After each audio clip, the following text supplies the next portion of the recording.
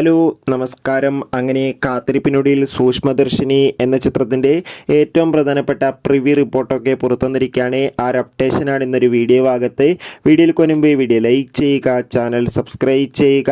November മാസം ധാരാളം ചിത്രങ്ങൾ OTT റിലീസ് ചെയ്യുന്നുണ്ട്. ചാനൽ ഭാഗം പരിശോധിച്ചാൽ നിങ്ങൾക്ക് കാണാൻ വേണ്ടി സാധിക്കുന്നതായിരിക്കും.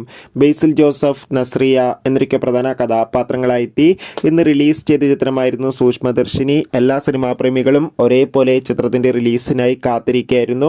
ഫൈനലി ചിത്രത്തിന്റെ ഏറ്റവും പ്രധാനപ്പെട്ട പ്രിവ്യൂ റിപ്പോർട്ടൊക്കെ പുറത്തുവന്നിരിക്കുകയാണ്.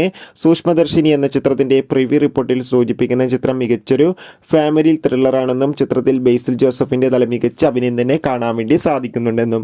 എന്തായാലും കാത്തിരിക്കാം. കൂടുതൽ അപ്ഡേഷൻ അറിയാൻ വേണ്ടി നവംബർ മാസം ധാരാളം ചിത്രങ്ങൾ OTT റിലീസ് ചെയ്യുന്നുണ്ട്.